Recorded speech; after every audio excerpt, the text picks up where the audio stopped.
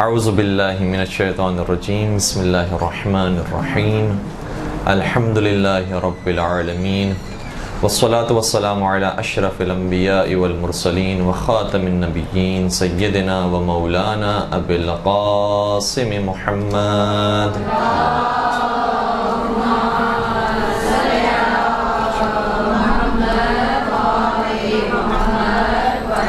وعلى أهل بيته الطيبين الطاهرين المعصومين المظلومين الذين أذهب الله عنهم الرجس وطهرهم تطهيرا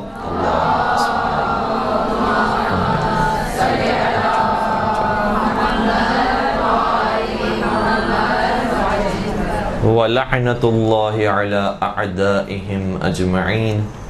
اما بعد فقد قال الله تبارك وتعالى في محكم كتابه المجيد والفرقان الحكيم بسم الله الرحمن الرحيم ولا تلبسوا الحق بالباطل وتكتموا الحق وانتم تعلمون. درود پڑھ دیجئے محمد و آل محمد.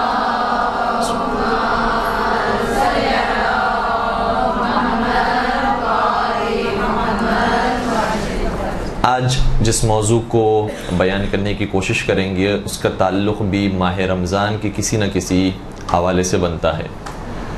وہ یہ ہے کہ ماہ رمضان میں آپ نے بھی ٹیلی ویژن پر آنے والے دینی پروگرامز کو دیکھا ہوگا، اور ویسے بھی جو علماء اہل سنت کا بار بار بیان مختلف جگہوں پر ہوتا رہتا ہے تو ہمارے کانوں تک وہ آوازیں پہنچتے رہتی ہیں، اور اسی طریقے سے اہل سنت افراد سے جو ہمارا رابطہ رہتا ہے ان کی باتوں میں بھی یہ والی بات آ جاتی ہے. وہ بات جو بار بار بیان کی جا رہی ہے میڈیا سے وہ یہ ہے کہ یہ اہل تشیع ہیں یا شیعہ حضرات ہیں جنہوں نے یہ بلا وجہ کی بات اپنے مجالس کے اندر ممبروں سے اٹھا دی ہے کہ صحابہ کرام اور ازواج یہ وہ شخصیات تھیں کہ جو اہل بیت کی دشمن تھے، جبکہ تاریخ میں اگر دیکھا جائے تو اصحاب رسول میں اور اہل بیت کرام میں بہت زیادہ دوستیاں نظر آتی ہیں، اور ایک دوسرے کی مدد کرتے ہوئے نظر آتے ہیں، اور ایک دوسرے کا احترام کرتے تھے، ایک دوسرے کو سلام کرتے تھے، ایک دوسرے کے ساتھ اٹھتے بیٹھتے تھے.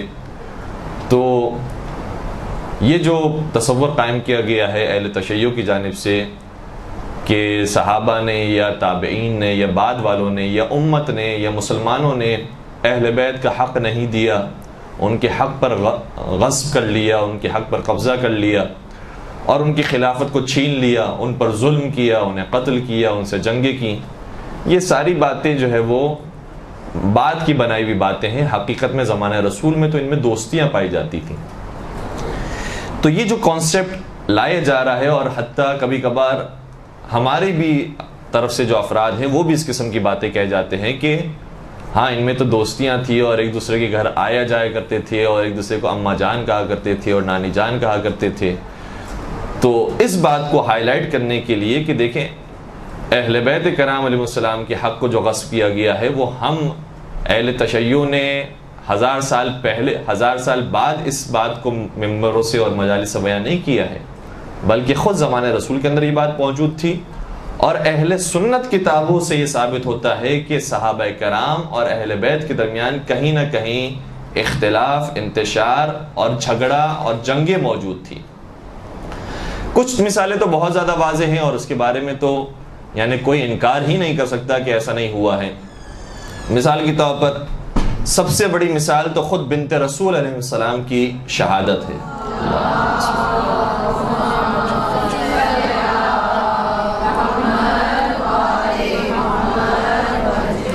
کہ وہ کیسے شہید ہو گئیں اور 18 برس کی عمر میں کیسے اس دنیا سے رخصت ہو گئیں، یا اگر ان کے بقول 28 برس کی عمر میں بھی وفات ہوئی ہے تو کیسے ہو گئی. اور خود ان کی سب سے معتبر ترین کتاب صحیح بخاری کے جملے ہیں جو میں آپ کی خدمت بیان کر رہا ہوں، اور اس سے واضح ہو جاتا ہے کہ آل رسول میں اور صحابہ رسول میں دوستیاں تھیں یا دشمنیاں تھیں. 3 مقامات پر صحیح بخاری کے اندر یہ عبارت موجود ہے، اور آپ جانتے ہیں کہ صحیح بخاری کو کتنی زیادہ اہمیت حاصل ہے اہل سنت کے نظر میں. یعنی وہی سمجھتے ہیں کہ قرآن کریم کے بعد جو سب سے مستند کتاب ہے وہ صحیح بخاری ہے. ٹھیک ہے ہمارا کتاب کافی کے بارے میں یہ نظریہ ہے، لیکن ہم یہ نہیں کہتے کہ ساری کی ساری روایتیں جو کتاب کافی میں ذکر ہوئی ہیں صحیح سند ہیں، صحیح دلالہ ہیں، صحیح حدیثیں ہیں۔ ممکن ہے کہ بعض جگہوں پر ضعیف حدیثیں بھی آئی ہوں اور ہم کافی کی روایتوں کے اوپر اعتراض کر اور کہیں کہ نہیں ان روایتوں کو ہم نہیں مانتے، لیکن صحیح بخاری کی حدیثوں کے بارے میں تقریباً ان کا یہ نظریہ ہے کہ جو کچھ صحیح بخاری کے اندر آیا ہے سب صحیح ہے، اسی لیے اس کا پوری کتاب کا نام رکھ دیا گیا صحیح بخاری، کہ یہ امام بخاری کی صحیح حدیثوں پر مشتمل کتاب ہے۔ اور اس کے بعد داستانیں موجود ہیں کہ امام بخاری نے کوئی روایت اس کتاب میں ذکر نہیں کی مگر یہ کہ اس سے پہلے 2 رکعت نماز پڑھی، پھر استخارہ کیا، پھر دیکھا کہ استخارے میں اگر یہ روایت کے بارے میں صحیح آیا ہے تو اس کو ذکر کیا ہے، اگر استخارے کے اندر باطل آیا ہے یا غلط آیا ہے تو اس کو ذکر نہیں کیا۔ اس قدر انہوں نے اس کو اہمیت دی ہے۔ اس کتاب کے اندر اس موضوع کے تحت 3 حدیثیں آئی ہیں جو صرف جناب سیدہ سلام اللہ علیہ کے حوالے سے بیان کر رہی ہیں۔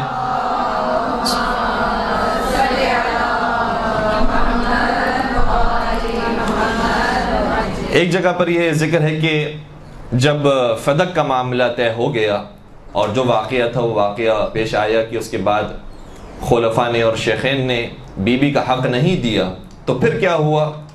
اب جملے ہیں بخاری کے، فرماتے ہیں فغضبت فاطمۃ بنت رسول اللہ صلی اللہ علیہ وآلہ فہجرت ابا بکر فلم تزل مہاجرتہ حتی توفیت۔ کہتے ہیں کہ پھر سیدہ کائنات غضبناک ہو گئی اور یہ ان کا نارضایتی اور ناراضگی باقی رہی خلیفہ اول سے یہاں تک کہ شہزادی کی وفات واقع ہو گئی۔ تو اس کا مطلب یہ ہوا کہ حیات جناب سیدہ کے اندر تو خلیفہ اور شیخین راضی نہیں کر سکے بنت رسول کو، اور بنت رسول ناراضگی کے ساتھ ہی اس دنیا سے رخصت ہو گئی۔ ایک روایت دوسری جگہ پر تقریباً یہی جملے ہیں۔ اچھا یہ جو اب میں روایت بیان کر رہا ہوں یہ صحیح بخاری کے اندر بھی ہے، صحیح مسلم کے اندر بھی ہے۔ کہتے ہیں کہ فوجدت فاطمۃ علی ابی بکر فی ذلک قال فحجرته فلم تکلمہ حتی توفیت، کہ جو فدق کا معاملہ تھا جب وہ واقعہ پیش آ گیا تو سیدہ کائنات خلیفہ اول کے ساتھ غضبناک رہیں اور ناراض رہیں اور ان سے کوئی کلام نہیں کیا۔ فلم تکلمہ، انہوں نے کبھی ان سے کوئی بات نہیں کی، تو جس سے بنت رسول بات کرنا گوار نہ سمجھے۔ حتی توفیت، یہاں تک کہ سیدہ کائنات کی وفات ہو گئی۔ اب یہ وفات کا لفظ یہ بار بار استعمال کر رہے ہیں کہ یہاں تک کہ وفات ہو گئی، تو اتنا تو طے ہو گیا کہ جب تک بی بی زندہ رہی ان سے کلام نہیں کیا، بات نہیں کی، غضبناک رہی ان سے، تو کیسے ممکن ہے کہ صحابہ اور اہل بیت میں دوستیاں تھیں؟ اسی طریقے سے ایک تیسری روایت جو صحیح بخاری کے اندر پھر ذکر ہوتی ہے، فحجرتہ فاطمہ فلم تکلمہ حتی ماتت، یہاں پر لفظ ماتت استعمال ہوا ہے یعنی موت آ گئی۔ باقی جگہوں پر وفات کا لفظ استعمال کیا ہے، اس جگہ پر ماتت یعنی یہاں تک کہ انتقال فرما گئی۔ فحجرتہ فاطمہ، سیدہ کائنات ان سے غضبناک رہیں، فلم تکلمہ، اور ان سے کوئی کلام نہیں کیا، حتی ماتت، یہاں تک کہ ان کا انتقال ہو گیا۔ تو یہ مسلسل صحیح بخاری کے سر میں آپ کی خدمت بیان کر رہا ہوں روایتیں، ورنہ صحیح بخاری کے جو استاد ہیں ابن ابی شیبہ، انہوں نے کتاب المصنف میں جو روایتیں لکھی اس میں تو پورا واقعہ ذکر کیا ہے کہ کیسے انہوں نے غضبناک کیا ہے ان کو، کیسے بی بی کو ناراض کیا ہے، دروازہ جلایا ہے، دروازہ گرایا ہے، کیسے ستم کیا ہے ان کے اوپر، تب جا کر یہ غضبناک کی کیفیت اور بی بی کی جو ناراضگی کی کیفیت ہے وہ پیدا ہوئی ہے۔ تو یہ آپ نہ لوگوں کو بتانے کی کوشش کریں کہ اہل بیت اور صحابہ کرام میں تو دوستیاں تھیں، بالخصوص اس قسم کے افراد کے اندر اور اہل بیت کے اندر تو دوستیاں تھیں۔ دیکھیں اگر ہمیں صحیح منطقی نظر سے دیکھنا ہے اور تاریخی مسائل کو حل کرنا ہے کہ دیکھیں تاریخ کے اندر یہ واقعہ بھی پیش آیا ہے، اس کے بعد جناب سیدہ صحابہ سے یا بالخصوص ان افراد سے غضبناک رہی ہیں، اور پھر اپنا عقیدہ بھی بچانا ہے۔ اگر ہمیں تاریخی مسائل کو حل کرتے ہوئے اپنے عقیدے کو دیکھنا ہے تو پھر ایسا ہم نہیں کر سکتے کہ تاریخ کو تبدیل کر دیں، تاریخی حقائق کو ہم بدل دیں اور جو تاریخ سے نتائج نکلتے ہیں ان کو ہم تبدیل کر دیں، بلکہ جو عقیدہ ہم نے رکھا ہوا ہے اس عقیدے کو بدلنا پڑے گا۔ تاریخ کو ہم نہیں بدل سکتے، جو تاریخ میں واقع آ گیا ہے، جو طے شدہ چیزیں ہیں اس کو ہم بدل نہیں سکتے ہیں، جس کو بدل سکتے ہیں وہ ہمارا عقیدہ ہے، وہ ہمارا سوچنا ہے، وہ ہمارا نظریہ ہے، اس کو ہم تبدیل کر سکتے ہیں. یہ بالکل ایسے ہی کہ جیسے کوئی ریاضی کا سوال آتا ہے ہمارے سامنے اور ہم نے ایک فارمولا لگایا، اس فارمولا لگانے کے بعد وہ نتیجہ صحیح نہیں نکلا، تو ہم یہ نہیں کہیں گے کہ یہ سوال غلط ہے. سوال تو صحیح ہے اپنی جگہ پر، ہمیں فارمولا صحیح لگانا پڑے گا، ہمیں اپنی ایکویشن صحیح لگانی پڑے گی تاکہ آنسر صحیح آئے.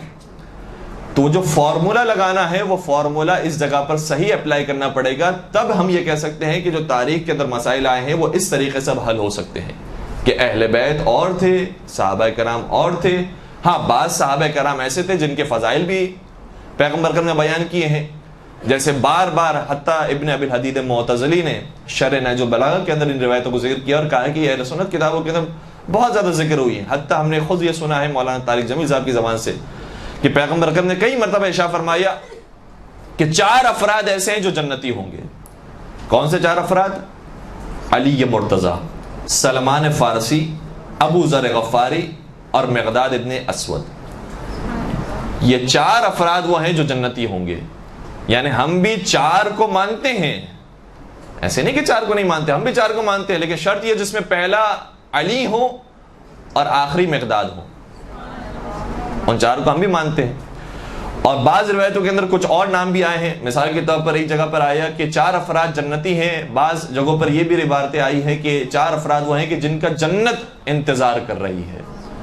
ان 4 افراد میں اب ناموں کے اندر بھی جو کچھ مختلف جگہوں پر اور نام آئے ہیں وہ ایسے ہیں کہ علی مرتضیٰ، سلمان فارسی، پھر بلال حبشی اور عمار یاسر. تو بلال حبشی کا بھی ہماری نظر میں وہی احترام ہے جو صحابہ کرام کا ہونا چاہیے. اسی طریقے سے عمار یاسر کا احترام ہے، سلمان فارسی کا احترام ہے، ابو ذر غفاری کا احترام ہے، جناب مقداد کا احترام ہے، جناب حذیفہ یمانی کا احترام ہے، اور بہت سارے دیگر صحابہ سب کا احترام ہے. لیکن وہ افراد کے جنہوں نے اہل بیت کو اذیت پہنچائی ہے، وہ افراد کے جن کے بارے میں پیغمبر تاکید کر کے گئے تھے کہ ان کا تمہیں خیال رکھنا ہے، انہیں غضبناک نہیں کرنا ہے، اور انہی کو غضبناک کیا گیا ہے. تو ظاہر سی بات ہے کہ جس نے احترام رسول نہیں رکھا، احترام میں حدیث رسول کو پامال کیا ہے، تو پھر ہم ان کا احترام کیسے کر سکتے ہیں کہ جو پامال کرنے والے ہوں سنت رسول کو اور حدیث رسول کو. اور اتفاق کی بات یہ ہے کہ یہ جملہ بھی صحیح بخاری کے اندر ہی ملتا ہے کہ نبی اکرم نے ارشاد فرمایا فاطمۃ بضعۃ منی فمن اغضبها اغضبنی. یہ پورے جملے وہ ہے کہ جو صحیح بخاری کے اندر موجود ہیں. کیا مطلب ہے کہ فاطمہ زہرا میرا ٹکڑا ہے، فمن اغضبها، اور جس نے سیدہ کائنات کو غضبناک کیا، اغضبنی، اس نے مجھے غضبناک کیا. تو جناب سیدہ کو غضبناک کرنے کا مطلب یہ ہوا کہ رسول خدا کو غضبناک کیا، اور جس نے رسول خدا کو غضبناک کر دیا ہے پھر وہ رسول کا کلمہ پڑھ کے کیا کر رہا ہے؟ پھر وہ رسول کا مسلمان کیسے ہو سکتا ہے؟ اور قرآن کریم کی یہ آیت بھی موجود ہے کہ ان الذین یؤذون اللہ ورسولہ لعنہم اللہ فی الدنیا والآخرہ وأعد لہم عذابا مہینا. کہ وہ لوگ کہ جنہوں نے اللہ کو تکلیف دی ہے یا اس کے رسول کو تکلیف پہنچائی اور اذیت دی ہے، اس کے رسول کو غضبناک کیا ہے، لعنہم اللہ فی الدنیا والآخرہ، اس کے لیے دنیا میں بھی لعنت ہے اور آخرت میں بھی لعنت ہے. یہ قرآن کریم کی آیت ہے. تو ہمارے جتنے عقیدے ہیں وہ قرآن کریم کے اور تاریخ کے حقائق سے بالکل قریب ہیں، اور ہم کوشش کرتے ہیں کہ قرآن کریم میں جو باتیں ذکر ہوئی ہیں اور تاریخ میں جو باتیں موجود ہیں ان سب کو حل کرتے ہوئے اپنے عقیدے کو پیش کریں. اور ہمارے یہاں کوئی ایسا مسئلہ موجود نہیں ہے کہ جس کو ہم نے حل نہ کیا ہو. کوئی اعتقادی مسئلہ ایسا نہیں ہے کہ جو ہمارے ذہن میں اب تک موجود ہو اور ہم کہیں کہ نہیں شاید ہو سکتا ہے کہ وہ درست ہوں، شاید ہو سکتا ہے کہ ہم درست ہوں. ایسا کوئی مسئلہ نہیں ہے. سارے مسائل کو حل کرنے کے بعد پھر ہمارا یہ عقیدہ ہے کہ جو اہل بیت کرام علیہ السلام نے ہمیں دیا ہے، نبی اکرم نے ہمیں دیا ہے، کہ اگر لوگ ہماری آل کو یا اہل بیت کو یا بنت رسول کو غضبناک کرنے والے ہیں تو وہ ہمیں غضبناک کرنے والے ہیں، اور جو ظاہر سی بات ہے رسول اکرم کو غضبناک کرنے والا ہو وہ جنت میں تو نہیں جائے گا. تو یہ ہمارا جو نظریہ بنا ہے وہ احادیث رسول، قرآن کریم کی آیت اور تاریخ کو دیکھتے ہوئے بنا. ایک درود پڑھ دیجئے محمد و آل محمد.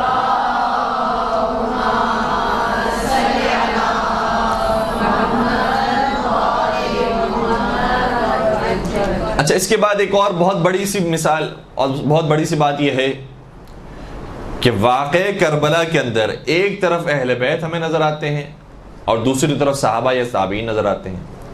ایسا بھی نہیں ہے کہ اہل بیت جہاں پر موجود ہیں وہاں پر کوئی صحابی نہ ہو. وہاں پر بھی صحابی ہیں، اور ہم انہی صحابہ کا احترام بھی کرتے ہیں کہ جنہوں نے جانیں قربان کی ہے دین رسول پر اور اہل بیت رسول پر. لیکن وہ کہ جنہوں نے تکلیف پہنچائی ہے یہاں تک کہ نواز رسول کا سر تن سے جدا کر دیا، ان کی لاش کو پامال کر دیا، ان کی تلوار کو چھین لیا، ان کی زرہ کو چھین لیا، ان کے لباس کو اتار دیا، ان کے عمامے کو چھین لیا، حتیٰ ان کی انگلیاں کاٹ دی، ان کی گردن کاٹ دی، کیا پھر ان کا احترام کیا جائے؟ کہ جن کو رسول اکرم اپنے سینے سے لگایا کرتے تھے، کہا کرتے تھے حسین منی وانا من حسین، کہ میں حسین سے ہوں، حسین مجھ سے ہے. کیسے ممکن ہے کہ پھر ان افراد کا کہ جو زمانہ رسول میں صحیح موجود تھے لیکن انہوں نے دین رسول کا خیال نہیں رکھا، ان کا احترام کیا سکے؟ اور آپ محسوس کریں کہ واقع کربلا میں جو یزیدی لشکر کے اندر افراد موجود ہیں وہ کون ہیں؟ عمر ابن سعد. یہ کون ہے؟ جس کا باپ سعد ابن ابی وقاص. سعد ابن ابی وقاص صحابی رسول، تو ان کا بیٹا عمر یہ کربلا کے واقعے میں مولا حسین کے مقابلے پر ہے. اسی طریقے سے حسین بن نمیر، اس کا باپ بھی صحابی رسول میں سے، لیکن وہ مولا کے قاتلوں میں، حتیٰ جو ہم کہتے ہیں کہ مولا حسین کے سر اقدس کو جو ذبح کیا ہے وہ شمر ملون نے کیا تھا، تو بعض روایتیں کہتی ہیں کہ حسین ابن نمیر نے کیا تھا یہ کام، بعض روایتیں کہتی ہیں سنان ابن انس نے کیا تھا.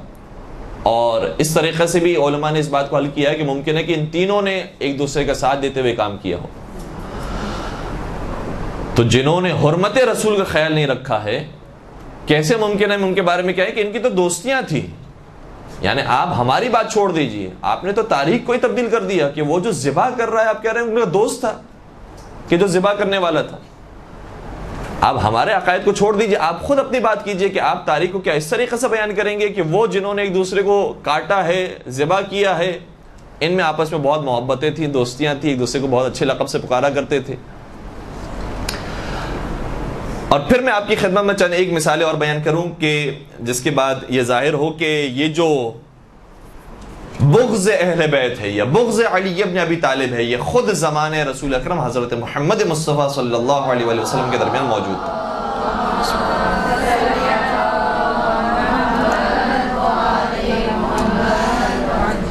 ایک آیت نازل ہوتی ہے جو دو مقامات پر قرآن کریم میں موجود ہے، سورہ یاسین کے اندر بھی ہے، سورہ بقرہ کے اندر بھی ہے. ارشاد ہوتا ہے کہ انا نحن نحیی الموتى ونکتب ما قدموا وآثارهم وکل شیء احصیناہ فی امام مبین. اس آیت کا مطلب کیا ہے؟ انا نحن نحیی الموتى، ہم ہیں جو مردوں کو زندہ کرتے ہیں، ونکتب ما قدموا وآثارهم، اور ان باتوں کو لکھتے ہیں کہ جنہیں وہ انجام دے چکے ہیں، اور ان باتوں کو بھی لکھتے ہیں کہ جنہیں انہوں نے انجام تو پہلے دیا تھا لیکن اس کے آثار ابھی تک باقی ہیں. کسی نے مسجد تعمیر کروا دی، کسی نے مدرسہ تعمیر کروا دیا، کسی نے کالج کی تعمیر کروایا، کسی نے اسکول تعمیر کروایا، کسی نے درخت لگا دیا، کسی نے سبیل لگا دی، کسی نے کنواں کھود دیا. کوئی بھی ایسا کام کیا ہے کہ جس کے آثار باقی ہیں، اس سے لوگ ابھی بھی فائدہ اٹھا رہے ہیں، تو وہ اس دنیا سے چلا گیا ہے. لیکن چونکہ آثار باقی ہیں لہٰذا وہ آثار کو بھی اس کے نام اعمال میں لکھا جائے گا. اور اسی طریقے سے اگر کوئی بری اولاد چھوڑ کر گیا ہے، فتنہ فساد چھوڑ کر گیا ہے، برائیاں چھوڑ کر گیا ہے، تو جو اب تک ان برائیوں پر عمل کر رہا ہے، اسی فتنے پر چل رہا ہے، اس کی جتنی بدکاریاں ہیں اس کا بھی گناہ اس کے نام اعمال میں لکھا جائے گا. یہاں تک بات بیان کرنے کے بعد قرآن کریم نے کہا وَكُلَّ شَيْءٍ أَحْصَيْنَاهُ فِي إِمَامٍ مُبِينٍ، اور خدا نے ہر چیز کو محصور کر دیا ہے امام مبین کے اندر. جب یہ آیت کریمہ نازل ہوئی تو دو بزرگ، دو بڑی شخصیات کہ جو مسلمانوں کی نگاہ میں سب سے بڑی شخصیات ہیں، پہلی اور دوسری شخصیت، وہ آئی نبی اکرم کی خدمت میں اور اس آیت کو لے کر آئی اور کہا کہ یا رسول اللہ، اس آیت میں جو امام مبین کا لفظ استعمال ہوا ہے اس سے کیا مراد ہے؟ اب دیکھیں عجیب روایت کا انداز ہے. جب ہم خدا وہ موقع دکھائے کہ جب زمانے کے امام کی خدمت میں ہم حاضر ہو سکیں، تو جب ہم نبی اکرم کی آل رسول کی خدمت میں جائیں گے تو ہم جب سوال کریں گے تو ایسے تو نہیں کہ سوال کریں گے بھی اور خود بھی جواب بھی دے رہے ہوں گے. سوال کریں گے، انتظار کریں گے کہ وہ کیا جواب دیتے ہیں اس سوال کا. لیکن یہ عجیب انداز ہے کہ دو بزرگ پہنچتے ہیں نبی اکرم کی خدمت میں اور کہتے ہیں کہ یا رسول اللہ، اس میں جو امام مبین کا لفظ استعمال ہوا ہے اس سے مراد کیا ہے؟ اور سوال کرنے کے بعد خود جواب بھی دیتے ہیں، کہتے ہیں کیا اس سے مراد تورات ہے؟ اس سے مراد تورات ہے نا. یعنی ان کا دل یہ تھا کہ امام مبین سے مراد پیغمبر اکرم کہہ دیں کہ تورات ہے. کہ خدا نے ساری چیز کا علم محصور کر دیا ہے تورات کے اندر. دل تو یہ چاہ رہا تھا. نبی اکرم نے شاہ فرمایا نہیں، اس سے مراد تورات نہیں ہے. عرض کرنے لگے پھر اس سے مراد انجیل ہوگا کہ انجیل میں خدا نے سارا علم محصور کر دیا ہے. نبی اکرم نے فرمایا نہیں، انجیل بھی مراد نہیں ہے. عرض کرتے ہیں کہ پھر اس سے مراد قرآن کریم ہوگا، قرآن کریم نے سارا علم موجود ہے. اچھا، اس مقام پر نبی اکرم نے فرمایا نہیں، اس آیت میں امام مبین سے مراد قرآن کریم بھی نہیں ہے. اب جب یہ پریشان ہو گئے تو ان کی پریشانی کو حل کیا مولا متقیان کی تشریف آوری نے.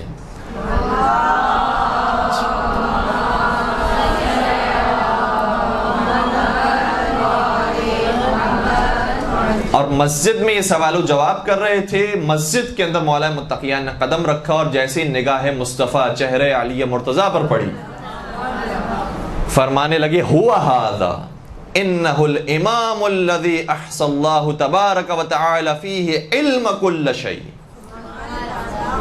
یہی تو وہ امام ہے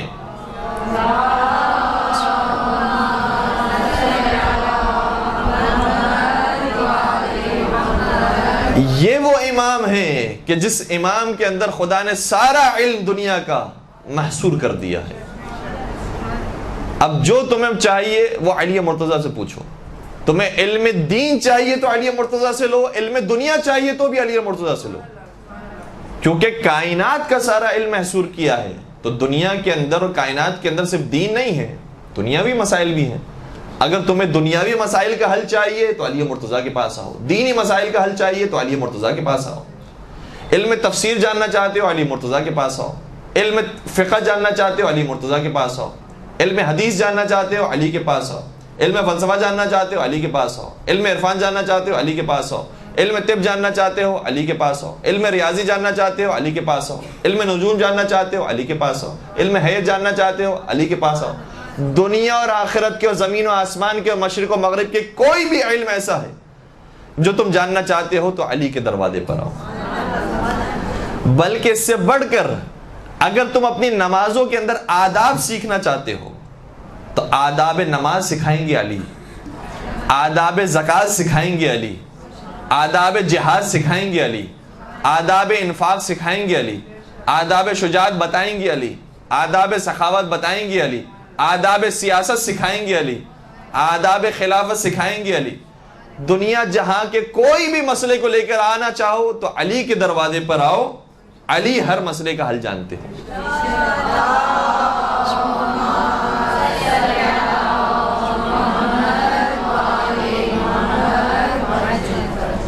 تو اس واقعے سے، اس روایت سے اتنا تو طے ہو گیا کہ یہ چاہتے تھے کہ یہ فضیلت کسی اور کو حاصل ہو جائے، علی کا نام نہ آئے. لیکن نبی اکرم نے بیان فرمایا کہ امام مبین سے مراد علی مرتضیٰ کی ذات گرامی. اسی طرح کے ایک اور واقعہ، اب کتنے ہی واقعے ہیں، میں چند ایک نمونے آپ کی خدمت بیان کر رہا ہوں تاکہ یہ ذہن سے ہماری بات کم از کم نکل جائے. جو ہم اب تک ممبروں سے مجالس سے سنتے آئے ہیں کہ غصب کیا ہے انہوں نے حق، ظلم ڈھایا ہے انہوں نے اہل بیت کے حق میں، یہ حقیقت ہے، کوئی اس کے اندر فلسفہ افسانہ نہیں ہے. ایک واقعہ جس کو صحیح ستہ کی کتابوں نے نقل کیا ہے، ظاہراً صحیح بخاری میں تو شاید اشارہ موجود ہے، صحیح مسلم کے اندر تھوڑی سی تفصیل موجود ہے، اور شرح نہج البلاغہ میں ابن ابی الحدید معتزلی نے پوری تفصیل کے ساتھ اس واقعے کو لکھا ہے. اور انہوں نے کہا ہے کہ یہ واقعہ اہل سنت کتاب مناقب میں علامہ خوارزمی نے بھی لکھا ہے. یہ سارے اہل سنت حوالے ہیں، بہت مشہور واقعہ ہے. واقعہ کیا ہے؟ ایک دن نبی اکرم کی خدمت میں کوئی بہترین سا کھانا پیش کیا گیا، اور اس کھانے کے بارے میں بھی مختلف الفاظ ہیں.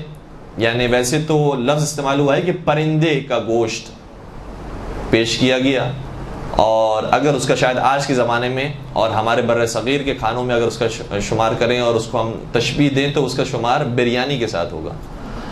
تو وہ پیغمبر اکرم کی خدمت میں بہترین کھانا پیش کیا گیا. جیسے یہ کھانا آیا نبی اکرم نے دعا فرمائی. یہ دعا ذکر ہے.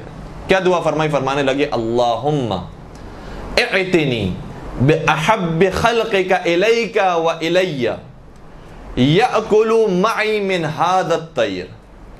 پروردگارا بھیج دے اس کو جو تیرا بھی سب سے زیادہ محبوب ہے اور میرا بھی سب سے زیادہ محبوب ہے، تاکہ میں اس کے ساتھ بیٹھ کر یہ پرندہ کھاؤں.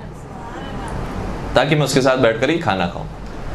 اب نبی اکرم کے خادم جن کا نام بھی ذکر ہوا ہے انس بن مالک، وہ موجود تھے۔ جیسے انہوں نے نبی اکرم کی دعا کی کہ محبوب ترین بندہ بھیج دے، خدا رسول اکرم نے یہ دعا کی ہے کہ خدا مجھے محبوب ترین آدمی بھیج دے، تو انس بن مالک یہ کہتے ہیں کہ میرا دل چاہا کہ کوئی میرے قوم کا، میرے قبیلے کا آدمی آ جائے اور وہ اس کو یہ لقب مل جائے کہ وہ محبوب مصطفیٰ بھی ہے اور محبوب رسول اور محبوب خدا بھی ہے۔ تو ابھی جب نبی اکرم کے جملے ختم ہوئے تھے دستک ہوئی، اور جیسے دروازے کو انس بن مالک نے کھولا تو کیا دیکھا؟ علی موجود ہے۔ جیسے ہی مولا متقیان کو دیکھا، اب دیکھیں بغض علی کتنا موجود ہے، فوراً سے دروازہ بند کر دیا، دروازہ بند کر دیا۔ نبی اکرم نے پھر دعا کی، یہ دوبارہ سے دعا کی، اللہم اعتنی بأحب خلقک الیک و الی یأکلوا معی۔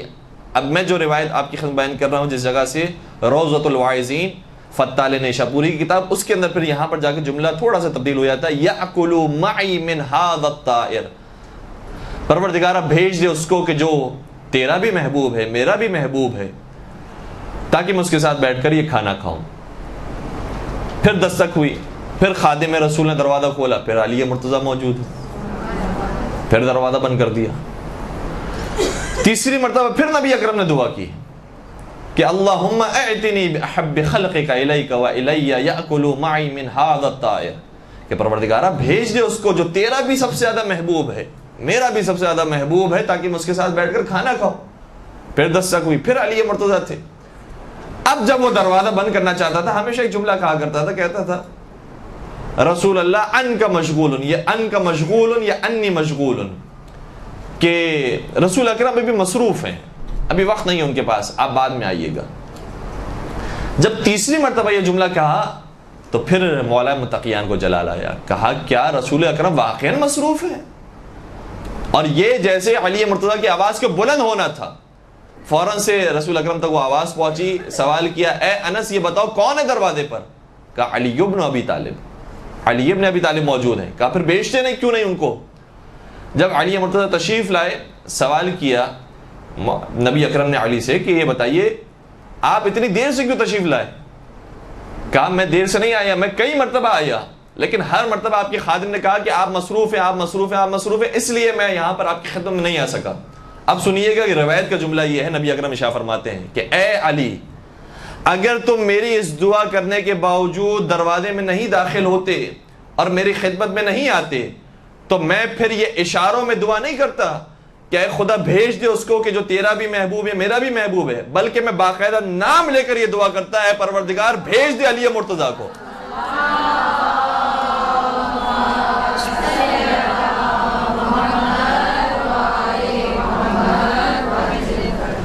اور پھر جب مولا متقیان نے فرمایا کہ میں تو بار بار آیا لیکن آپ کے خادم نے کہا کہ آپ مصروف ہیں، تو پھر نبی اکرم نے خادم کو بلایا، کہا اے انس تم نے کیوں دروازہ نہیں کھولا اور کیوں اجازت نہیں دی علی مرتضیٰ کو؟ تو پھر اس وقت انس نے کہا کہ جب آپ نے یہ دعا فرمائی تھی تو میرا دل یہ چاہتا تھا کہ کوئی میرے قوم کا، کوئی میرے قبیلے کا آدمی آ جائے تاکہ وہ محبوب مصطفیٰ بھی بن جائے، محبوب خدا بھی بن جائے، لیکن میں نے کیا دیکھا کہ ہر مرتبہ علی آپ کے دعا کے بعد آتے ہیں، اور اس لیے میں دروازہ بند کرتا رہا یہاں تک کہ آپ نے کہا کہ مجھے علی مرتضیٰ کو بھیج دو میری خدمت میں، اور میں نے علی مرتضیٰ کو اجازت دی۔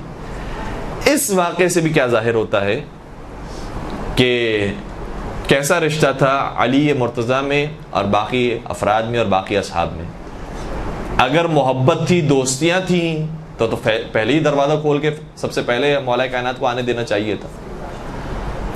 تو یہ دوسرا واقعہ ایسا ہے، دوسری مثال ایسی ہے کہ جس سے ظاہر ہوتا ہے کہ دوستیاں ایسی نہیں تھی کہ جس کو آپ نے بیان کیا کہ یہ دونوں شیر و شکر ہو کر رہا کرتے تھے اور ایک دوسرے کا خیال رکھا کرتے تھے، ایک دوسرے سے اس کے سامنے اٹھا بیٹھا کرتے تھے اور پیار محبت تھی۔ اس زمانے میں ہی چاہتے تھے کہ جو فضائل امیر المومنین ہیں وہ فضائل ہمیں مل جائیں، اور قرآن کریم کی آیت بھی ہے جو انہی جیسے افراد کے بارے میں آئی ہے، ام یحسدون الناس علی ما آتاہم اللہ من فضلہ، کیا لوگ اس بارے میں حسد کرتے ہیں کہ جن چیزوں کو اور جن نعمتوں کو، جن فضائل کو اللہ نے بعض لوگوں کو عطا کیا ہے، ام یحسدون الناس، کیا لوگ حسد کرتے ہیں ان چیزوں کے اوپر کہ جنہیں اللہ نے عطا کی ہے اپنے فضل سے؟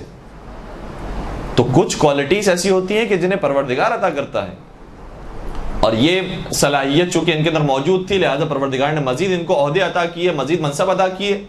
البتہ یہ آیت ہمارے آپ کے لیے بھی ہے کہ اگر ہمارے رشتہ داروں کے اندر بھی ہے اور ہمارے بھائیوں بہنوں کے اندر یا ہمارے دوسرے سسرالی رشتہ دار ہوں، اپنے نسبی رشتہ دار ہوں، ان کے درمیان کسی کو مال زیادہ عطا کیا ہے، کسی کو علم زیادہ عطا کیا ہے، کسی کو شہرت دی ہے، کسی کو کوئی منصب دیا ہے، تو حسد نہ کریں۔ پروردگار نے بعض لوگوں کے اوپر خاص فضل کیا ہے، اور عام طور پر ہم جیسے جو بندے خدا ہیں، پروردگار نے ہم میں سے بعض کو کچھ دیا ہے تو کچھ نہیں دیا ہے، اسی طریقے سے بعض کو کچھ دیا ہے تو کچھ نہیں دیا ہے۔ اس لیے ایک دوسرے سے حسد کرنے سے ہم بھی پرہیز کریں، اور اس زمانے کے لیے بھی جب یہ آیت نازل ہوئی کہ جن کو پروردگار نے اپنا خاص فضل و کرم کیا ہے، وہ حسد نہ کریں ان لوگوں سے کہ جن پر پروردگار نے اپنی نعمتیں نازل کی ہیں۔ اور پھر اس کے بعد قرآن کریم کی ایک اور آیت بھی ہے کہ جس میں ارشاد ہوتا ہے کہ یا ایھا الذین آمنوا کونوا قوامین للہ شہداء بالقسط ولا یجرمنکم شنآن قوم علی الا تعدلوا اعدلوا هو اقرب للتقوی۔ قرآن کریم یہ کہتا ہے کہ اے صاحبان ایمان، پروردگار کی خاطر گواہی دینے کے لیے کھڑے ہو جاؤ۔ ولا یجرمنکم شنآن قوم علی الا تعدلوا، اور خبردار ایسا نہ ہو کہ دیکھیں گواہی جب دی جاتی ہے کسی قوم کے بارے میں تو اگر کوئی اچھی گواہی کی بات ہو اور اپنا آدمی ہو تب تو انسان بڑھ چڑھ کر گواہی دیتا ہے، لیکن کوئی دوسرا ہو اور غیر ہو تو اس وقت خاموشی اختیار کرتا ہے۔ یہ آپ تھوڑا سا اس آیت کو محسوس کیجئے گا اہل بیت کے تناظر میں، کہ اہل بیت کے فضائل کو اگر تم دیکھ رہے ہو تو فضائل کو بیان کرو، گواہی دو۔ وَلَا يَجْرِمَنَّكُمْ شَنَآنُ قَوْمٍ عَلَىٰ أَلَّا تَعْدِلُوا، اور خبردار کسی قوم کی دشمنی تمہیں عدل کے راستے سے نہ ہٹا دے۔ اعدلوا، عدل کے راستے پر رہو، هُوَ أَقْرَبُ لِلتَّقْوَىٰ، یہ تقویٰ سے قریب ہے۔ تو انسان انصاف سے کام لے، جہاں پر فضائل موجود ہیں اس کو فضائل کو بیان کرے۔ اور یہ بھی آپ نے حالیہ جو کلپس آئی ہیں اس کے اندر سنا ہوگا کہ بعض اہل سنت علماء کی زبان سے خود اعترافی جملہ نکلا ہے کہ ہم نے اہل بیت کے حق میں ناانصافی کی ہے، جو فضائل کا ان کا حق بنتا تھا وہ ہم نے ممبروں سے بیان نہیں کیا ہے۔ تو خود وہ تسلیم کر رہے ہیں، مان رہے ہیں کہ اہل بیت کا جو حق تھا اور منصب تھا اس کو ہم نے بیان نہیں کیا ہے، ہم نے عدل سے کام نہیں لیا ہے۔ اور قرآن یہ کہہ رہا ہے کہ خبردار کسی قوم کی دشمنی تمہیں عدل کے راستے سے نہ ہٹا دے، لہٰذا عدل سے کام لو۔ اور پھر قرآن کریم نے ویسے تو بے شمار بہت ساری آیتیں جس میں یہ پیغام دیا ہے۔ ایک اور واضح سی آیت جس کو میں نے سرنامہ کلام میں بھی آپ کی خدمت بیان کیا، اس کا بھی ترجمہ آپ کی خدمت بیان کر دیتا ہوں کہ وَلَا تَلْبِسُوا الْحَقَّ بِالْبَاطِلِ وَتَكْتُمُوا الْحَقَّ وَأَنْتُمْ تَعْلَمُونَ، حق کو باطل کے ساتھ نہ ملاؤ، ایسے مخلوط نہ کر دو کہ پتہ نہ چلے کہ حق کہاں پر ہے باطل کہاں پر ہے۔ یہ نہ کہو کہ یہ دونوں ایک ہی تھے۔ وَتَكْتُمُوا الْحَقَّ، اور حق کو نہ چھپاؤ، پوشیدہ نہ کرو، وَأَنْتُمْ تَعْلَمُونَ، جبکہ تم جانتے ہو کہ حق کہاں پر ہے۔ کتنی واضح سی آیت ہے کہ جس سے ابھی ہمارے حالیہ واقعات کے لیے یہ آیت نازل ہوئی ہو کہ حق اور باطل کو نہ ملاؤ، اور ایسے ملا کر پیش نہ کرو عوام الناس کے سامنے کہ لوگوں کو پتہ نہ چلے کہ حق کون تھے اور باطل کون تھے۔ واضح کرو تاکہ لوگوں کو بھی معلوم ہو، اور جبکہ تم بھی جانتے ہو کہ حق کہاں پر ہے اور باطل کہاں پر۔ ایک اور درود پڑھ دیجئے محمد و آل محمد۔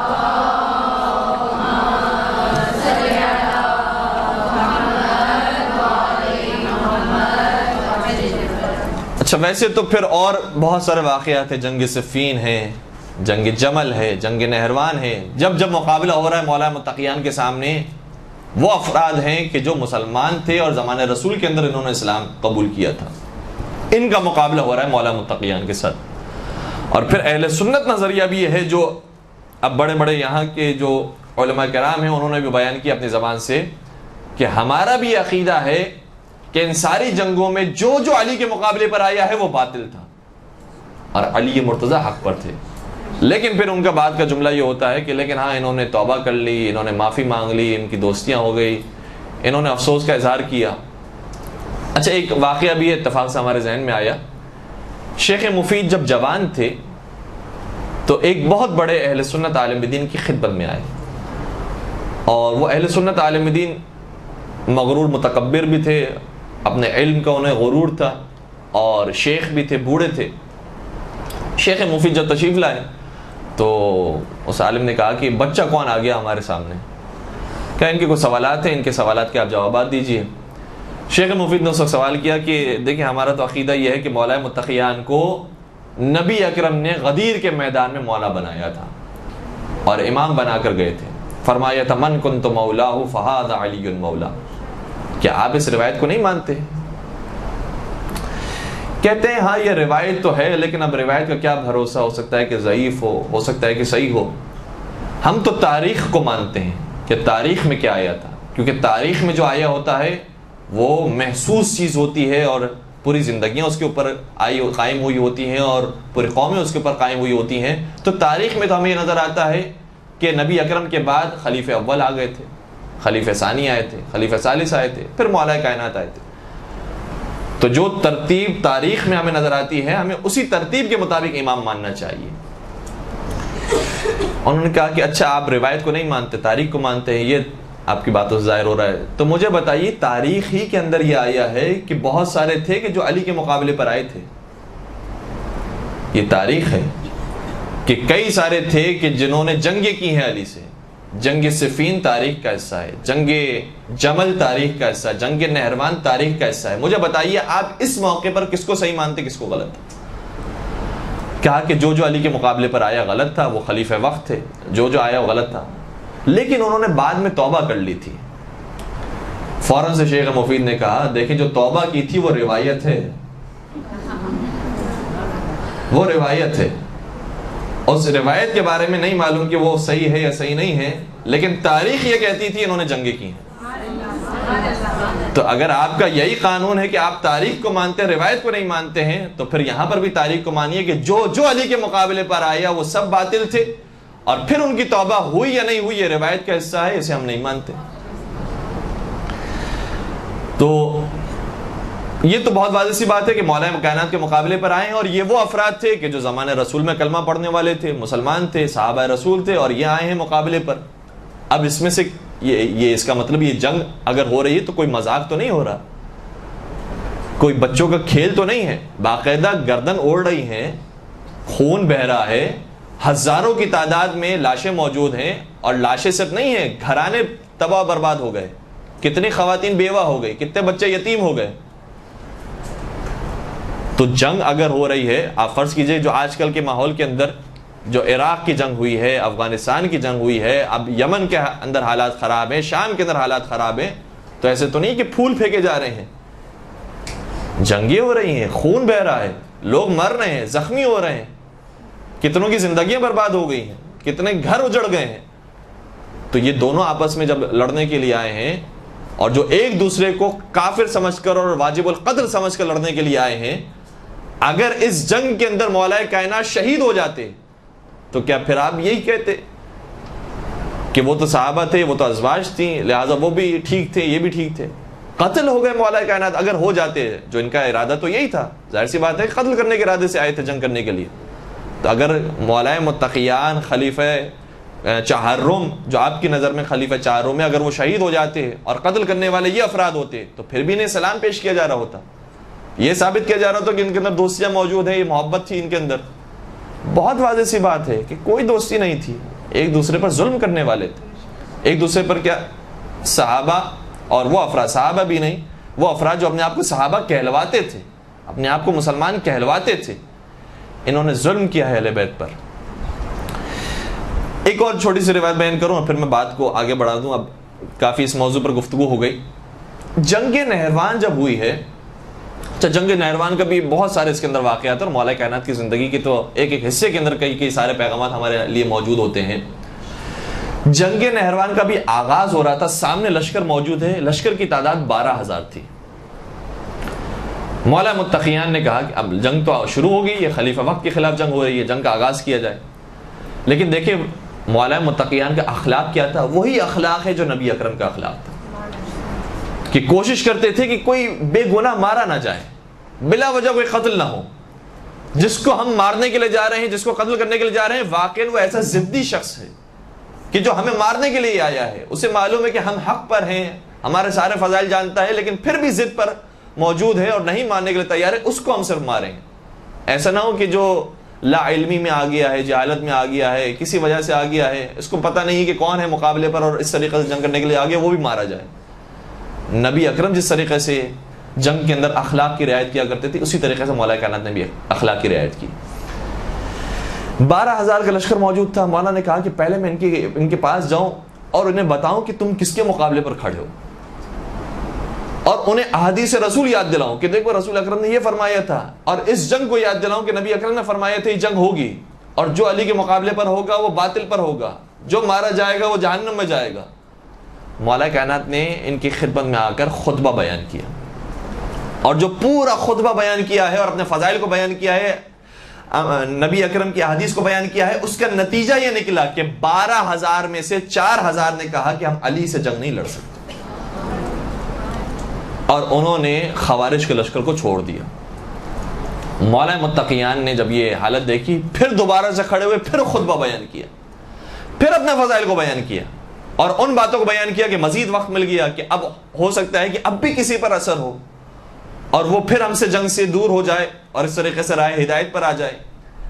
جب پھر دوبارہ سے خطبہ بیان کیا, روایت کہتی ہے پھر تقریباً 4,000 لوگ وہ تھے کہ جو الگ ہو گئے, کام علی سے نہیں لڑ سکتے.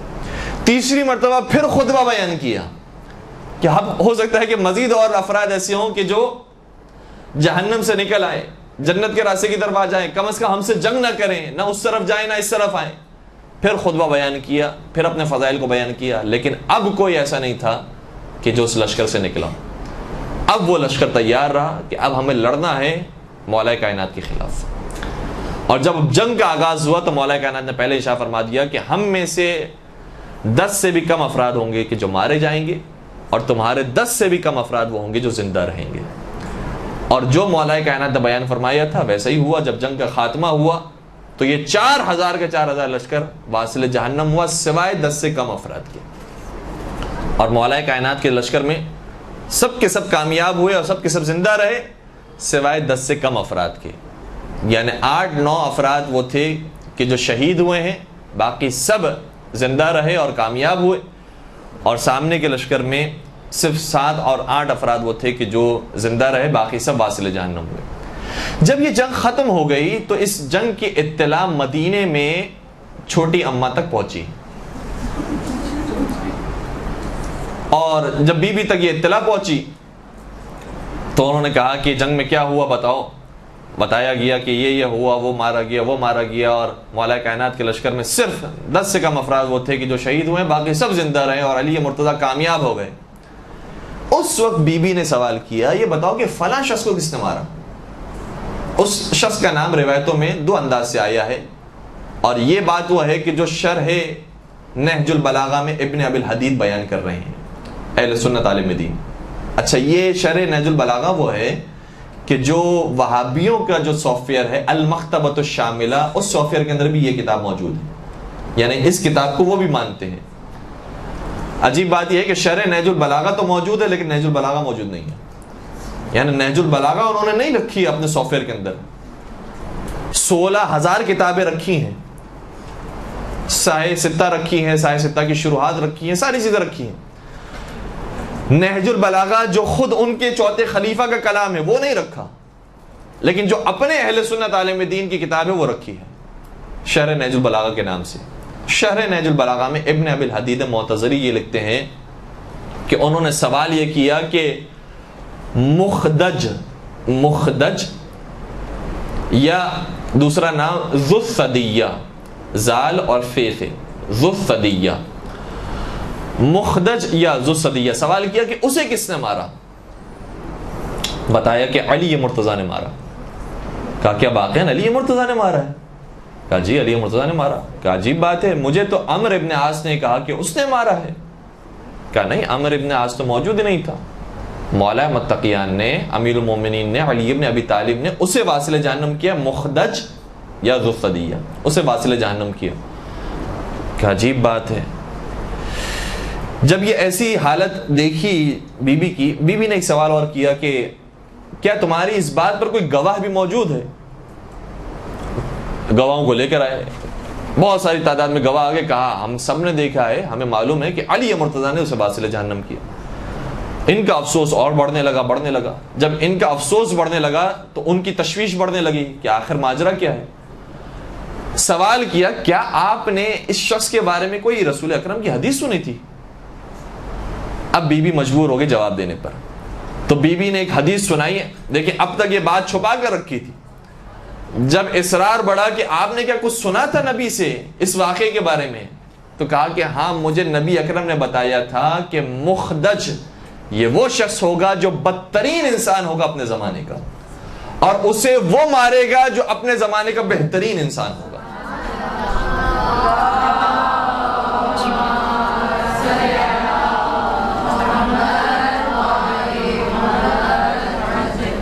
اور اسے وہ مارے گا جو حق پر ہوگا، اسے وہ مارے گا جو محبوب خدا اور محبوب رسول خدا ہوگا. تو کتنے فضائل تھے کہ جن کو چھپایا گیا ہے، اور چھپانے والے کون تھے. اور پھر اس کے باوجود یہ کہا جاتا ہے کہ ان میں دوستیاں موجود تھی.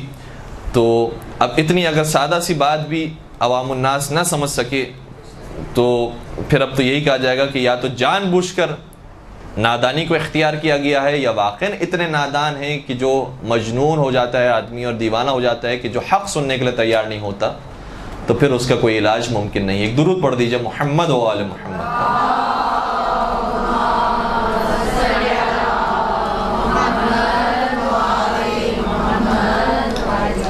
یہاں تک ہم نے موضوع کو بیان کیا ہے، گرچہ اس کے اندر اور بھی بہت ساری باتیں موجود ہیں کہ اس موضوع کو اور طولانی کیا جا سکتا ہے کہ اہل بیت و صحابہ میں کہاں کہاں پر کتنا تنازع ہوتا رہا، اور خود اہل سنت کتابوں سے یہ ساری باتیں ثابت ہیں.